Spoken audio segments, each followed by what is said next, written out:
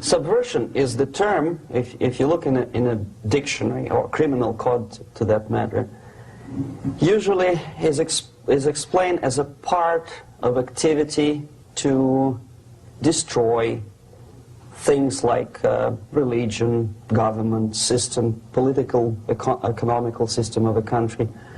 And usually it's linked to espionage and such romantic things as blowing up bridges, sidetracking trains, cloak and dagger activity in Hollywood style.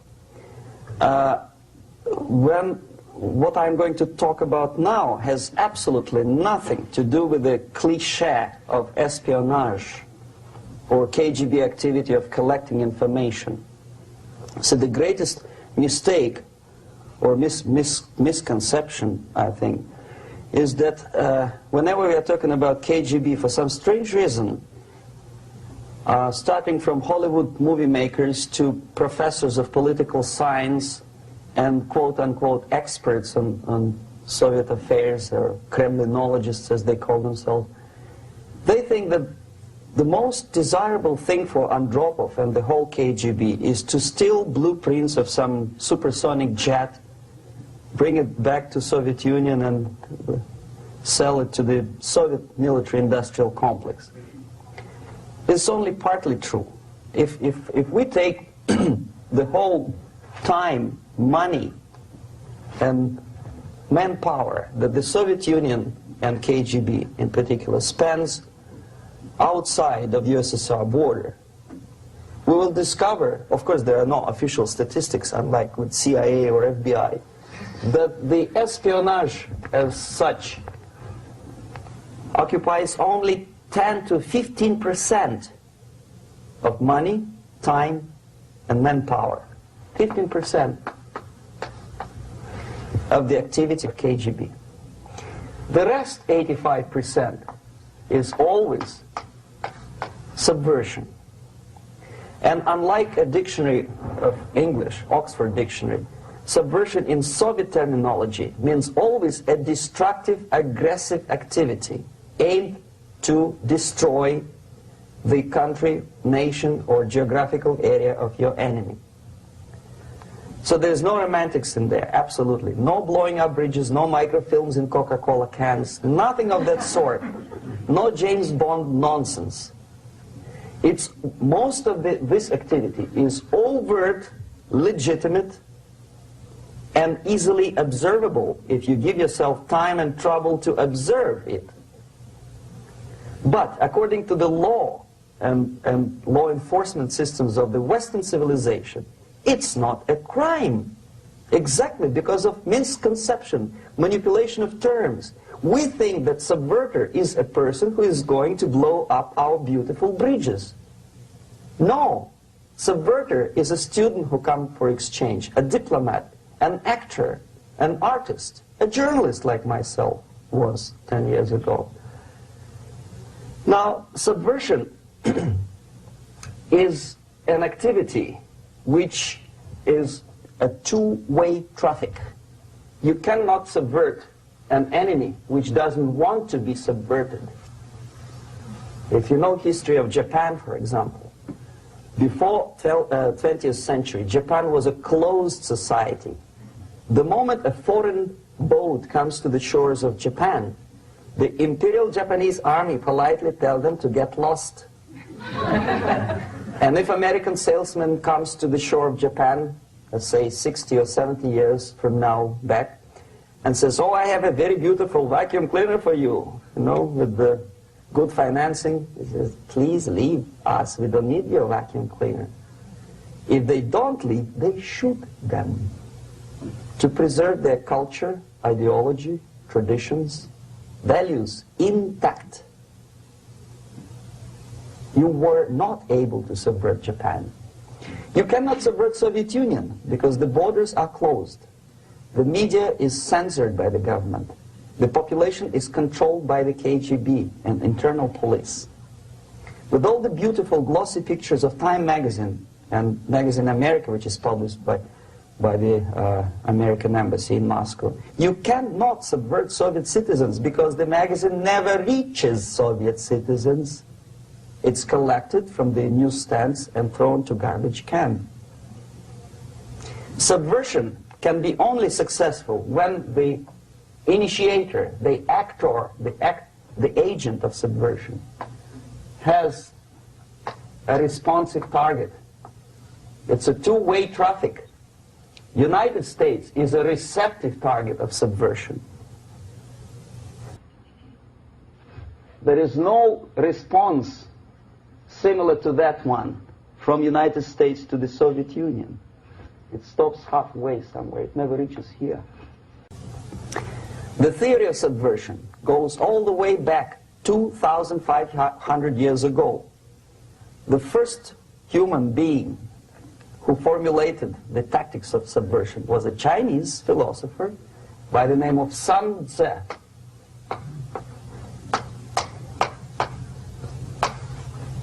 2,500 years BC.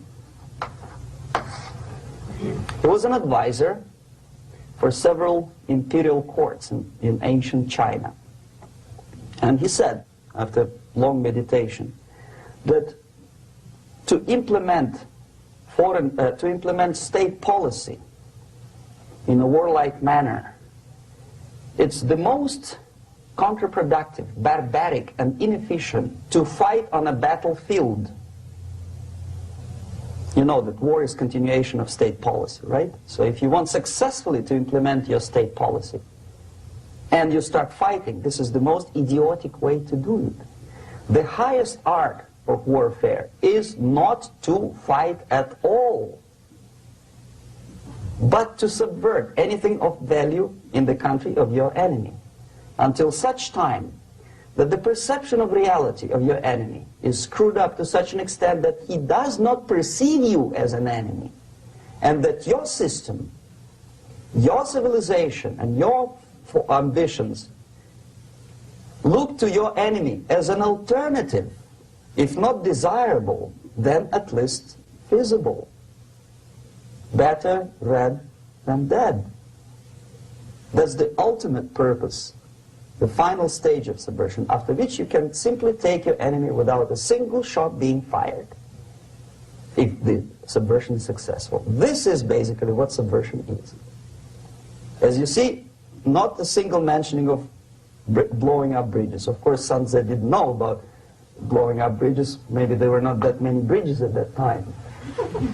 But the basics of subversion is being taught to every student of KGB school in USSR and to officers of military academies. I'm not sure if the same author is included in the list of reading for American officers, to say nothing about ordinary students of political science. I had difficulty to find the translation of Sun Tzu in the library of a university in Toronto and later on here in Los Angeles. But it's a book which is not available. It is forced to every student in USSR. Every student who is taught to be dealing further in his future career with foreigners. What subversion is? Basically, it consists of 4 periods, time-wise.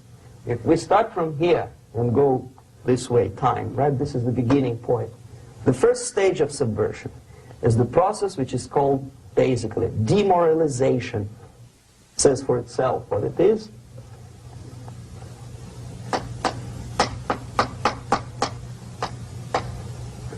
It takes from, say, 15 to 20 years to demoralize a society. Why 15 or 20 years? This is the time sufficient to educate one generation of students or children. One generation. One lifetime span of a person, a human being, which is dedicated to study, to shaping up the outlook, ideology, personality. No more, no less. Usually it takes from 15 to 20 years. What it includes? It includes influencing, or by various methods, infiltration, propaganda methods, direct contacts, doesn't really matter. I will describe them later.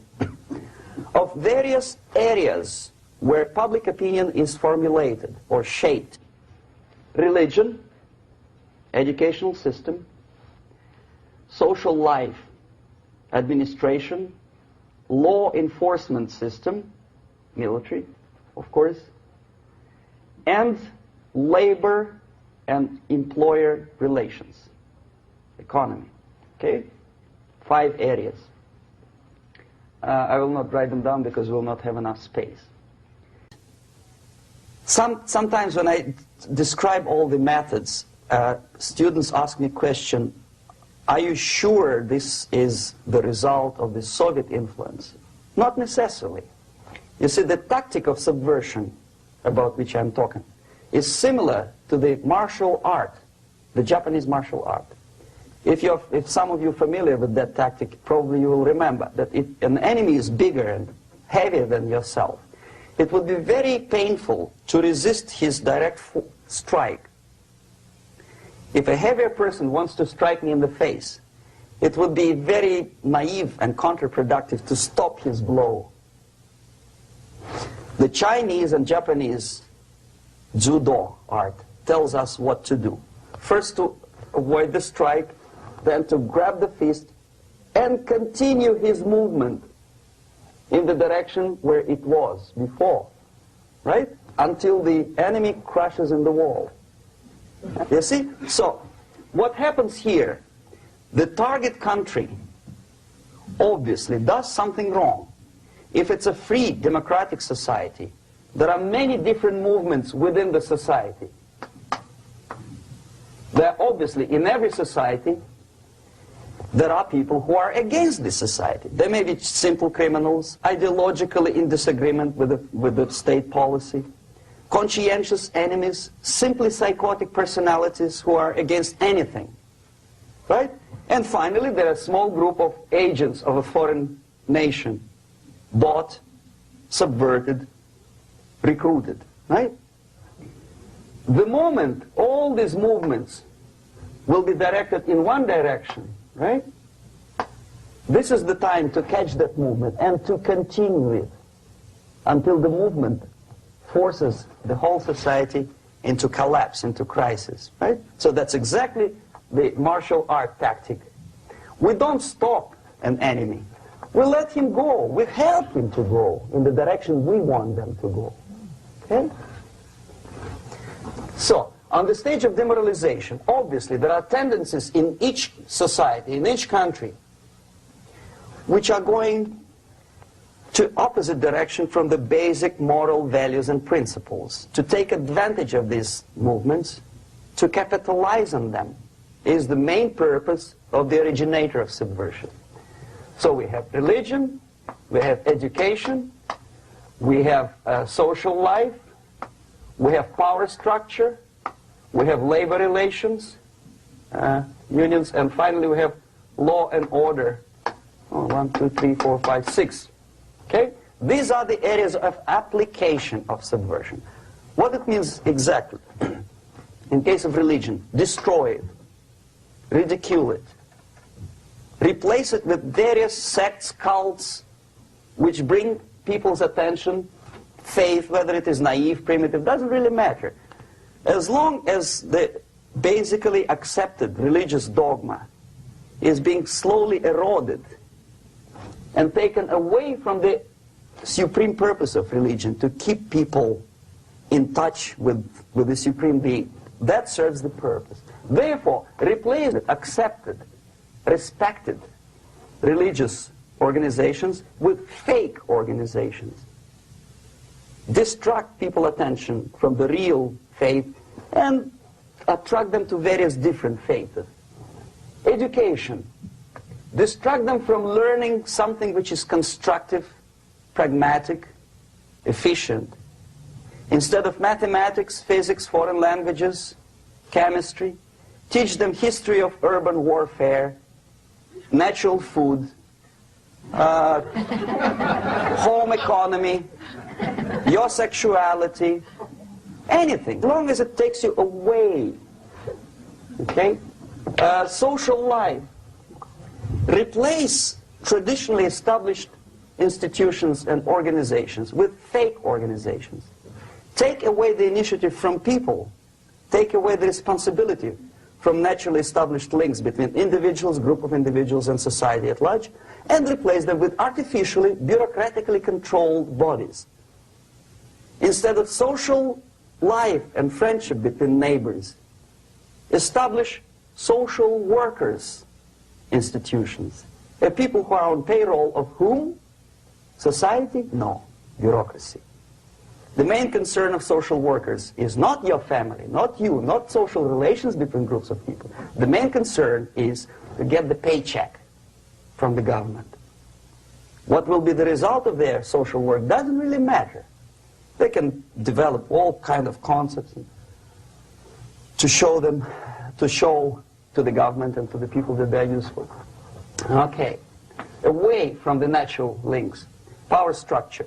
Okay, the natural bodies of administration, which are traditionally either elected by people at large or appointed by elected leaders of society, are being actively substituted by artificial bodies. The bodies of people, groups of people, whom nobody elected. Never. As a matter of fact, most of the people don't like them at all, and yet they exist. One of such group is media. Who elected them? How come they have so much power? Almost monopolistic power on your mind. They can rape your mind.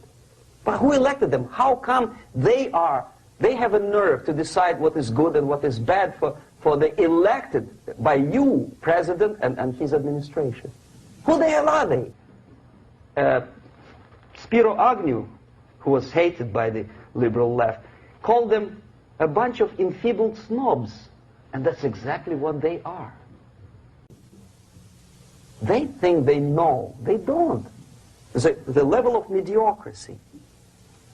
In a big establishment like New York Times, Los Angeles Times, major television network, you don't have to be excellent journalist. You have to be exactly a mediocre journalist. That's easier to survive. There's no competition anymore. You have your good, nice income, $100,000 a year. That's it. Whether you are better or worse doesn't really matter anymore. As soon as you're smiling to the camera and do your job. That's it. No more competition. Power structure slowly is eroded by the bodies and groups of people who do not have neither qualification nor the will of people to keep them in power, and yet they do have power. Okay. Together with that, there is another process. Law enforcement, law and order organization and structure is being eroded. For the last 20, 25 years, if you see old movies and new movies, you can see that in new movies, a policeman, an officer of the United States Army looks dumb, angry, psychotic, paranoid. A criminal looks nice, kind of, well, he smokes hash and shoots the whatever drug, but basically he's a nice human being. He's creative. And he's unproductive only because society oppresses him. Whereby a general of Pentagon is always, by definition, a war maniac. A policeman is a pig, rude policeman. He abuses his power. No? A generalization like that. The hatred, the mistrust to the people who are supposed to protect you and enforce law and order. Moral relativity. The Angelo Buono process lasted 2 years in Los Angeles. Relativity. The Angelo Buono process lasted 2 years in Los Angeles. And yet there are still some lawyers who say, look, he's a nice character, as a matter of fact. There was some witness who said, also a criminal, who said, well, he's a nice guy. I asked him one day to burn a house of my enemy, and he wouldn't do it. He's a nice fella. Erosion. A slow substitution of basic moral principles, whereby a criminal is not a criminal, actually. He's a defendant. Even if his guilt is proven, there is still a doubt to kill or not to kill, to be or not to be. Thou shalt not kill, yes, but this line may not necessarily be applicable to a murderer. Thou shalt not murder. That should be the presumption, not that thou shalt not kill. Okay, labor relations. At this stage, within 15 to 20 years, we destroy the traditionally established links of bargaining between employer and employee. The classical Marxist-Leninist theory of natural exchange of goods. A person A has 5 sacks of grain and person B has 5 pairs of shoes. And the natural exchange without money is when they bargain between each other. And only with the introduction of the third force, C, an entirely third foreign stranger who says, no, don't give him 5 sacks of grain, give it to me, and you give me your 5 pairs of shoes, and I will distribute it accordingly, so that the economy will go. This is the death of natural exchange, death of natural bargaining. Well, trade unions were established 100 years ago. The objective was to improve working conditions and to protect the rights of workers from those employers who were abusing their right because they had more money. Objectively, at that time, initially, the trade union movement did work. What we see now is that the bargaining process is no longer resulting in the compromise, which is leading objectively to betterment of working conditions and increase of salary. What we see is that after each prolonged strike, the workers lose. Even if they have 10% increase of their salaries, they cannot catch up due to inflation and due to missed time. More than that, millions of people suffer from that strike because economy now is interdependent. It's intertwined like one body. If previously steel workers, say 100 years ago, could strike and nobody would suffer, now it's impossible anymore. If a garbage collector strikes today, the rest of the multi-million city is stinking. I mean, there's no more service. In Quebec, for example, we had the electricians who were on strike in the middle of winter. You can freeze your bottom, and they still were on strike. Did they catch up with the salary? No, they lost. Who benefited? The leaders of trade unions. What is the motivation for strike? Improving of a worker's condition? No, obviously it's not. Then what is it? Ideology. To prove to these capitalists. And the obedient horde of workers, like sheep, follow these people. And they cannot disobey. Why? Because if they do, you know what happens to them. Pickets, murders, shooting truck drivers by picketers. In Montreal, for example, I saw with my own eyes when I was correspondent of CBC, International, Canadian Broadcasting Corporation, when the workers of aircraft factory destroyed computers and the equipment in the factory. And the administration employed strike breakers. Their cars were turned upside down and burned. Their houses were burned. Their kids were intimidated. And some victims were there. Of that you can be sure. Why? To improve conditions of workers? No. Ideology. Okay, so this is what happens basically. It may or may not happen without the help of the Soviet Union. But the natural tendencies are being greatly taken advantage of and capitalized by the Soviet propaganda systems. How? Whenever trade union strikes, we have influx of propaganda, mass media, ideological dissemination. The workers' right, and we repeat it like parrots. Yes, workers' right. Whose rights? Workers? No. The only freedom of worker to sell his labor according to his own desire and will is taken away from him. By whom? By trade union boss. Unlimited power is given. Responsibility. I want to sell my labor not for $2.50 an hour, but for $2. I don't have right. My freedom is denied to me. I know that if I sell my work for $2 an hour, not for $3 an hour, I will compete better with the other guy who is lazy and more greedy. I don't need $3. I need only $2. No, I was made to believe by media, by business, by advertising agencies that I need more and more and more. Have you ever heard any advertising on TV to consume less? No. No way. Whether you need a six-cylinder car or not, you have to buy it. And hurry up. When I was driving here, on the local radio station, an excited announcer said, "You hurry up, rush and save, save, save. There is a pantyhose sale." Save by buying more. See? Of course. It would be too naive to expect that KGB makes that advertising agency to do such a crazy commercial. No, of course not. But what we did when I was working for Novosti Press, we would snow plow editorial offices, student organizations, religious groups with literature of class struggle.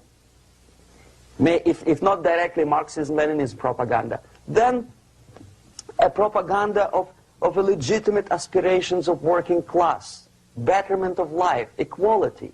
Equality, mind you. President Kennedy once said, we will make America to believe that people are born equal. Are people born equal? Is there any mentioning in the Bible or any other holy scripture in any religion, if you don't believe me, go to the library and check it, there is not a single word about equality. Just the opposite. By your deeds, God will judge you. What you do is important. The merit of your personality. You cannot legislate equality. If you want to be equal, you have to be equal. You have to deserve it.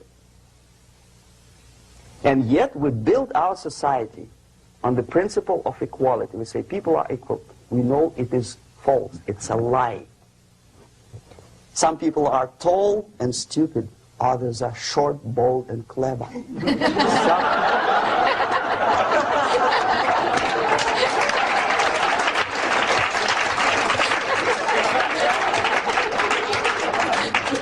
If we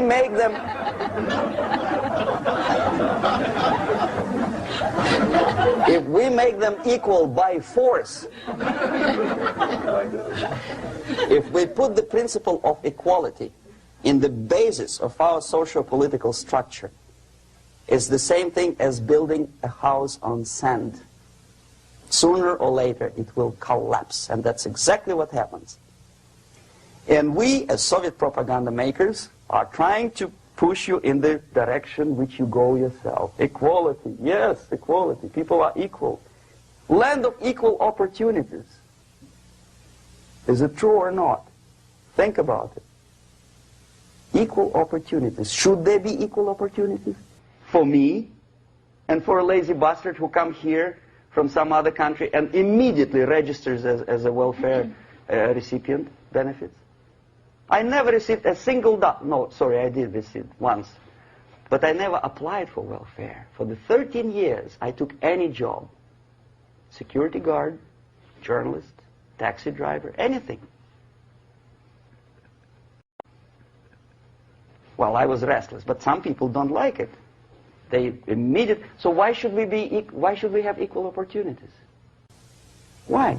The equal opportunity to excel. Equal opportunity in equal circumstances, yes, but you know people are different. To excel, yes, provided we reach the same level of excellency, perfection, which is hypothetical, distant future. Yes, maybe. But we know perfectly well that even with the best intentions, people could not be equal. Why should we have equality in the, say, legal system?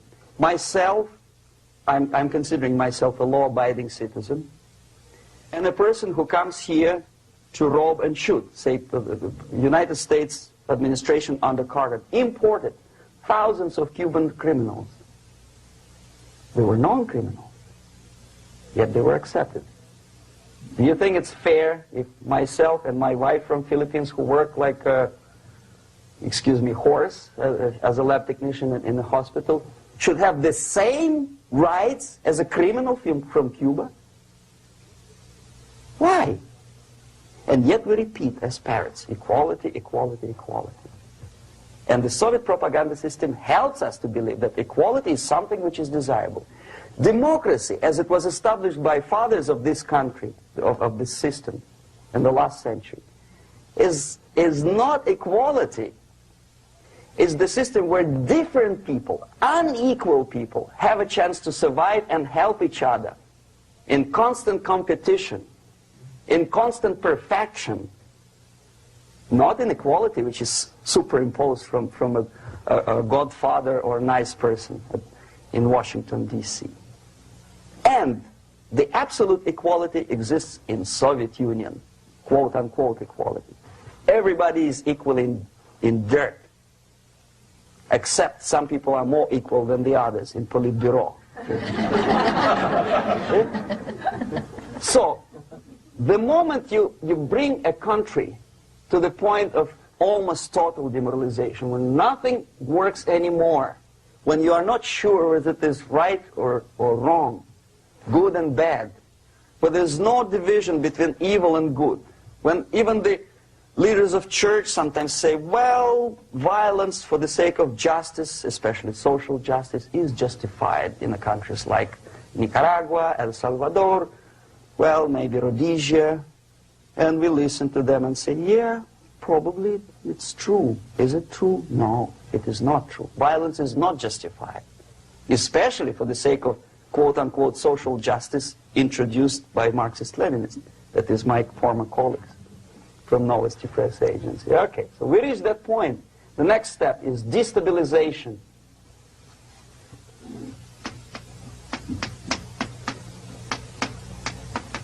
Again, this word says for itself what it is. To destabilize all the relations, all the accepted institutions and organizations in a country of your enemy. How you do it?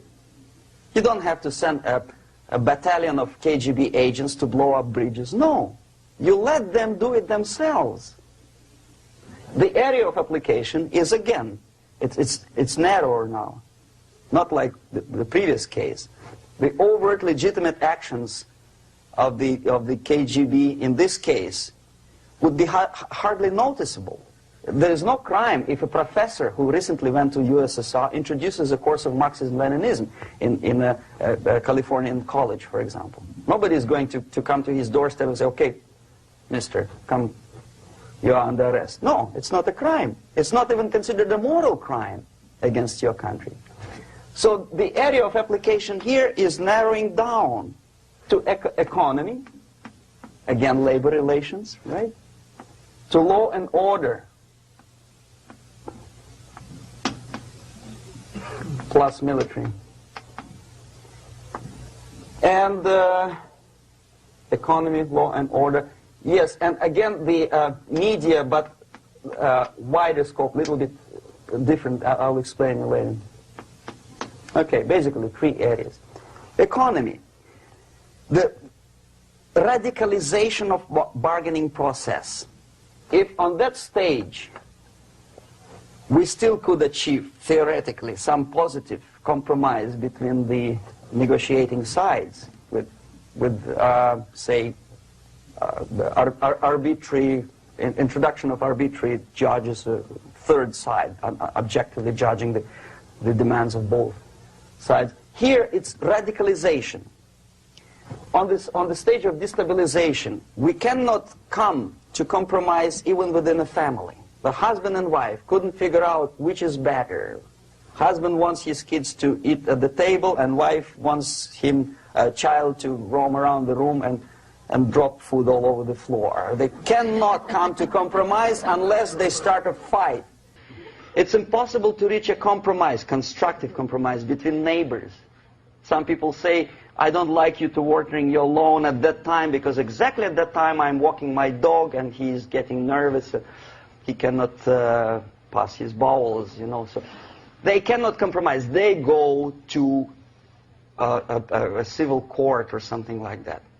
radicalization of human relations. No more compromise. Fight, fight, fight. The normal, traditionally accepted relations are destabilized. The relations between teachers and students in schools and colleges. Fight. The relations between, in economical sphere, between laborers and employers are further radicalized. No more acceptance of the legitimacy of demands of workers.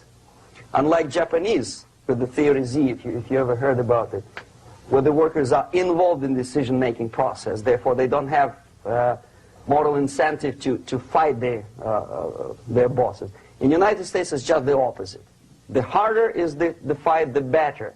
The more heroic they look. When the Greyhound network was on strike recently, the correspondents of local TV networks all over the United States were approaching the strikers, and they say, oh yes, we are doing something nice. They look like heroes, and they were proud. There was some family, the husband was bus driver. Now they decided in a protest against the bosses to camp somewhere in the forest. And they were presented to the audience as a heroic, nice people. You see? The violent clashes between passengers, picketers, and the strikers are presented as something normal. 10, 15, 20 years ago, we would be angry, say, why so much hatred? Today we are not. We say, well, it's commonplace. Radicalization, militarization sometimes. As I explained on that stage, I took a step a little bit further. Shooting people. Okay, law and order now also is pushed into the area where previously people settled their differences peacefully and legitimately. Now we are getting with this court cases in the smallest irrelevant cases. We cannot solve our problems anymore. The society at large becomes more and more antagonistic between individuals, between groups of individuals, and the society at large. The media puts himself in the opposition to the society in general, at large. Separate, alienated. Okay? On that stage, you remember I was talking a couple of hours ago about the sleepers. That's when the students from, say, United States, if they are trained in Lumumba University, or developing nations, that's the students I was dealing with, are being sent back from the Soviet Union here. Or if they were already in the United States, in the country, which is the object of subversion, they spring to action. The sleepers go up. They slept for 15 to 20 years. Now they become leaders of groups, preachers, I don't know, public figures. Prominently they actively include themselves in a political process. All of a sudden we see a homosexual. 15 years ago he did his dirty job and nobody cared. Now he makes it a political issue. He demands recognition, respect, human rights, and he rallies a large group of people. And there are violent clashes between him and police, his group and ordinary people, no matter what. It's black against white, yellows against green, doesn't matter where the division line goes. As long as this group come into antagonistic clash, sometimes militantly, sometimes with firearms, that is destabilization process. The sleepers, many of whom are simply KGB agents, become leaders of the process of destabilization. Doesn't mean that Comrade Andropov sends Comrade Ivanov to the United States. The person who takes care is already here. He is a respected citizen of the United States. Sometimes he gets money from various foundations for his legitimate struggle for, I don't know, human rights, women's rights, kid lib, prison lib, whatever. There are sympathetic Americans who donate their money to him. This stabilization process usually leads directly to the process of crisis. In case of developing nations, that's the area where I was active. The process starts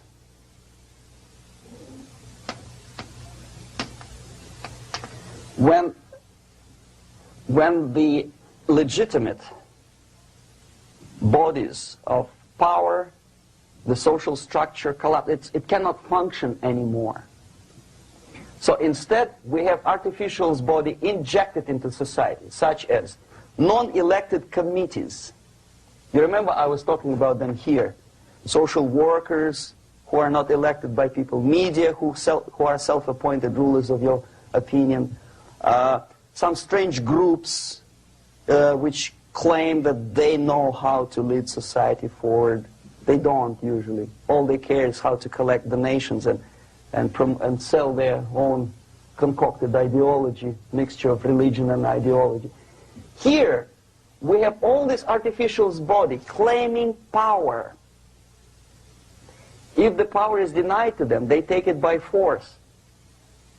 In case of Iran, for example, all of a sudden we have revolutionary committees. What kind of revolution? There was no revolution yet, and yet they had the committees.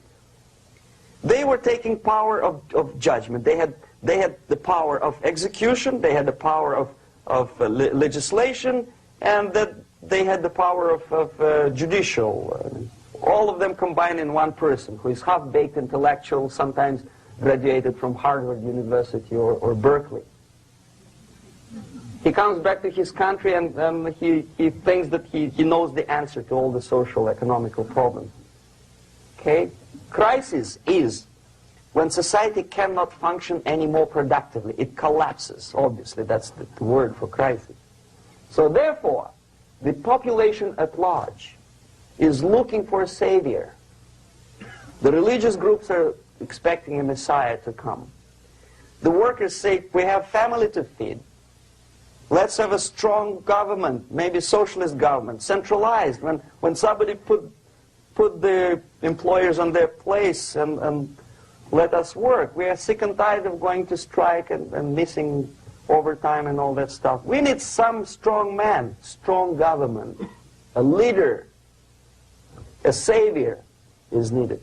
Population is sick and tired already. And here we are. We have a savior. Either a foreign nation comes in, or the local group of leftists, Marxists, no matter what they call themselves, Sandinista, a reverend or some sort, Bishop Muzureva, like in Zimbabwe, doesn't matter. A savior comes and says, I will lead you. So we have two alternatives here.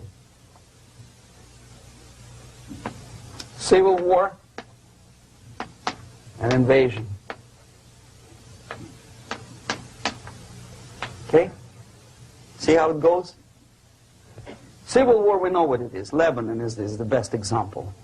The civil war, which was artificially implanted in Lebanon by injection of force of PLO, Palestinian Liberation Organization.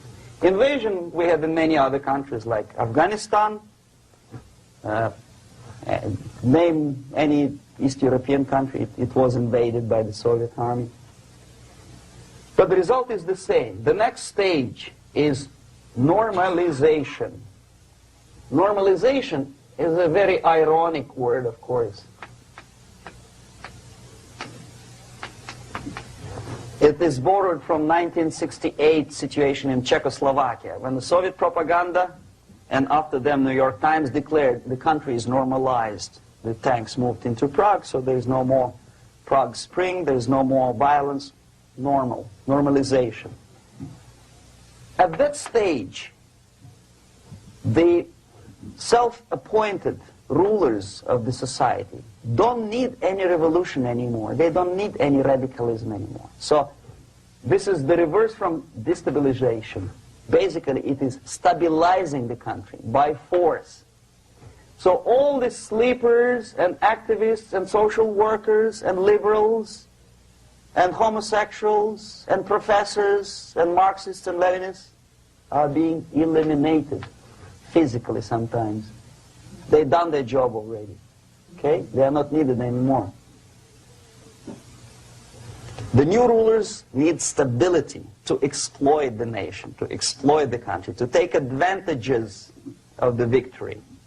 Okay? So no more revolutionaries, please. And that's exactly what happens in a number of countries. You remember Bangladesh? This is the crisis in which I was instrumental. First they had Mujibur Rahman. In 1971, he was the leader of People's Party, Awami League, with mustache like Stalin. He was in Russia many times. In 5 years, he was shot by his former colleagues, Marxists. He fulfilled his function. In Afghanistan, it happened 3 times. First there was Taraki, then there was Amin, now there's Babrak Karmal. They killed each other successively, one after another. The moment he fulfills his duty, the first one demoralized country, the second destabilized, the third one brought it to crisis. Goodbye, comrades. Babrak Karmal comes from Moscow and put into the seat of power. Same thing happened in Grenada recently. Maurice Bishop, Marxist, was killed by Austin, what's his name, General something, who was also a Marxist. Right? So no more revolutions, please. Normalization now. From now on, no more strikes, no more homosexuals, no more women lib, no more kid lib, no more lib, period. A good, solid, democratic, proletarian freedom. That's it. Now, to reverse this process takes enormous effort. When today, United States had to invade Grenada to reverse the process of subversion. Some people say, boy, this is not good, it's not kosher to invade the beautiful country, island of Grenada. Well, why didn't you stop the process here, when Grenada was just approached by leftists? Why not to prevent Maurice Bishop to come in power in the first place? Did Grenadians want him? Very questionable.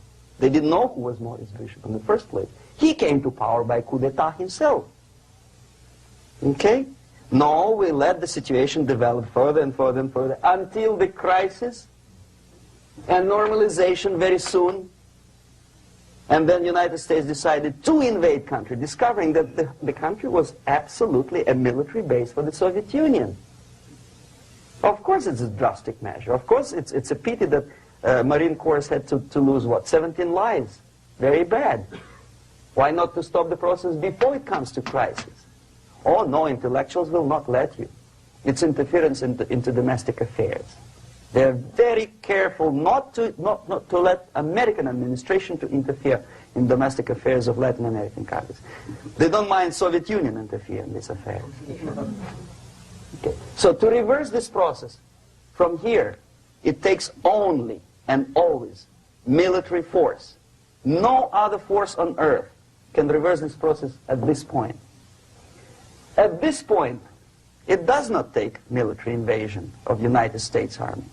It takes strong action, like in Chile.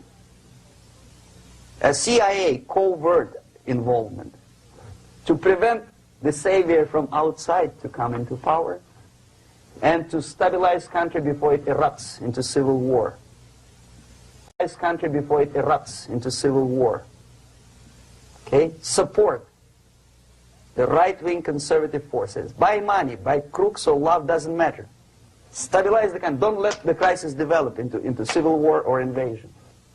Oh no, your liberals will say it's against the law. The Congress will not appropriate money for covert actions of CIA. Why not? Should we wait till the normalization come and Soviet tanks land in Los Angeles airport? Now, at that point, at the point of destabilization, also the process could be reversed.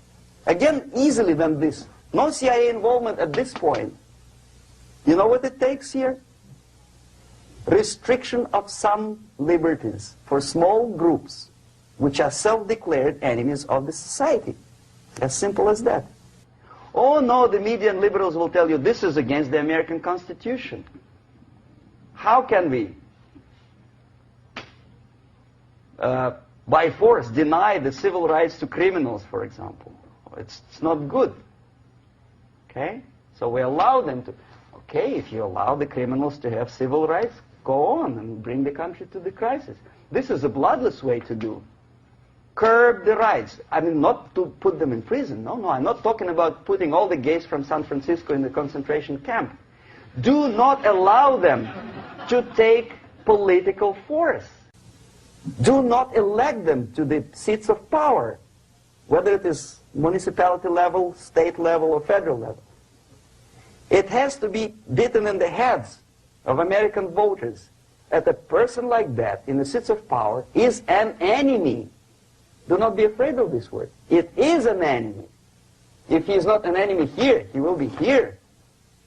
Later on, he will be shot, of course. But at this point, he is an enemy. Okay? You are doing great service by denying him a right to capitalize on his own crazy ideas and become a powerful man, a man who uses the seat of power. Restriction of certain freedoms and permissiveness at that point would prevent sliding into crisis and probably will return the process of destabilization. To curb unlimited power, monopolistic power of trade unions, here, at that point, would save economy from collapsing. To introduce a law to stop private companies of raping public opinion's mind in the direction of consumerism. No company must have a right to force you into buying more unless you want it. There must be a law. You want to advertise your car? Okay. But not a single mentioning of buying it now and saving money. It must be against the law to force people to consume more. Self-restraint. Previously, before this process started, the self-restraint was a business of church, religion. Because our preachers, the fathers of church, would tell us, material values are good, but it's not the prime function of human being. Because you have to live with something. Obviously, the design for our life is not to consume more deodorants. There must be something greater. If such a complicated instrument as human body was created, obviously there must be some higher purpose for that. And it's very easy to avoid destabilization by denying the greedy companies one little freedom, one little liberty, forcing you into turning yourself into processors of unwanted products and goods. They turn you into machines, like the worm who there's inlet and outlet. So, and how long an average appliance lasts these days? Less than a year. Why? Where's workmanship? Oh, we want you to buy more. Okay. Destabilization process could be easily overcome if, as I say, the society, by its own will or after persuasion by the leaders, will come to the idea of self-restraint. It's so hard we want to consume more, but you have to. Unless you will come to this stage, when, as we say in Russia, if Sahara Desert ever becomes a communist state, there will be shortage of sand. So you have to curb your... You have to curb your expectations at this point before it's too late. But no, we don't want to do it. Demoralization process. Again, it's the easiest thing to reverse. First of all, by restricting import of propaganda. The easiest thing to do. Unlimited, unrestrained import of Soviet literature, Soviet journalists, giving Soviet propaganda and ideological agitators equal time on American TV network. It has to be stopped. And it's easier. They won't be offended, mind you. As a matter of fact, they will respect America more. But when my former colleague Vladimir Posner appears on Nightline and Ted Koppel asks him, well, Vladimir, what do you think about this? And that? What can he think? He's an instrument of propaganda. He thinks what Comrade Andropov tells him to think. He's just a nice, articulate mouthpiece of the Soviet subversion system. And Ted Koppel makes you believe that my friend Vladimir Posner thinks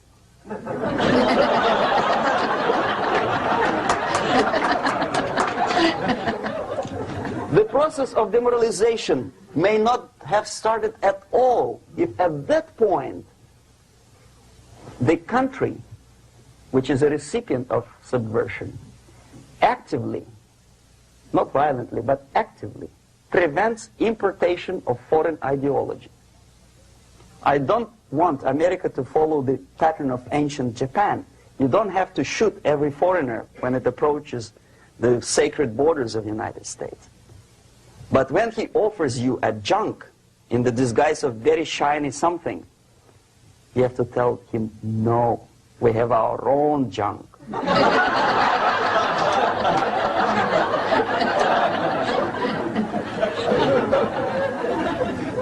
If at that point the society is strong, brave, and conscientious enough to stop importation of ideas which are foreign, then the whole chain of events could be prevented. Recently I've been to the Philippines, and I was shocked how in big cities like Manila, children listen to deafening music. A melodious nation with long traditions of good, nice ethnic music, introduced by Spanish long time ago, maybe 2 centuries, 3 centuries ago, I don't remember how long. All of a sudden listen to musical garbage, blasting their radios at full blast, at full volume. Why? In India, I spent many years watching the reactions of Indians walking out of movie theaters after seeing Hollywood production. They couldn't figure out why Americans are so wasteful. They smash their cars, their shiny cars, every 5 minutes. How come they shoot each other for $500,000? Is it true that they're so obsessed with sex? Can you imagine showing a movie where each 5 minutes there's a copulation on the screen to a country like India with long tradition of respect to these private matters, or to Pakistan? And United States expect these people to respect you? No way. Oh yes, they will see the movie, they'll pay 5 rupees to see that garbage, but they walk out and will tell their kids, don't respect Americans, don't be like Americans. See? So, the process of demoralization could be stopped right here, both as an expert and as an import. And that takes one step, one very important thing to do. You don't have to expel all the KGB agents from Washington, D.C. The most difficult and at the same time the simplest answer to the subversion is to start it here and even before, by bringing back the society to religion, something that you cannot touch and eat and put on yourself, but something that rules society and makes it move and preserve it. A Soviet scientist, Shafarevich, who has nothing to do with religion, he is a computer scientist, did a very intensive research on the history of socialist countries. He calls socialist or communist any country with a centralized economy and a pyramidal style of power structure.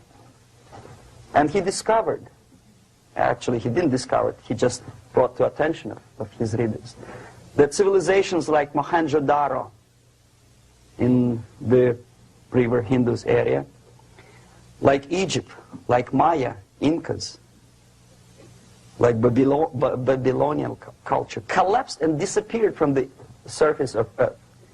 The moment they lost religion, as simple as that, they disintegrated. Nobody remembers about them anymore. Well, distantly. So, the ideas are moving society and keeping mankind as a society of human beings, intelligent, moral agents of God. The facts, the truth, the exact knowledge may not. All the sophisticated technology and computers will not prevent society from disintegrating and eventually dying out.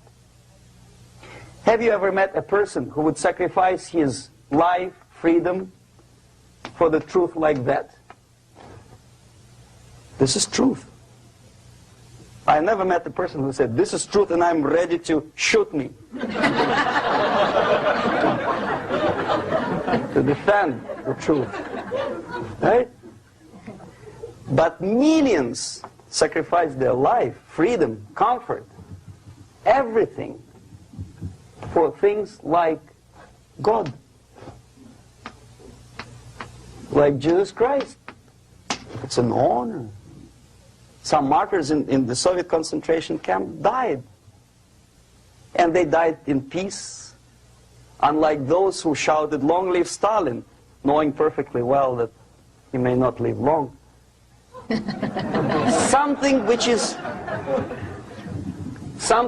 is not material moves society and helps it to survive. And the other way around. The moment we turn into 2 by 2 is 4 and make it a guiding principle of our life, our existence, we die.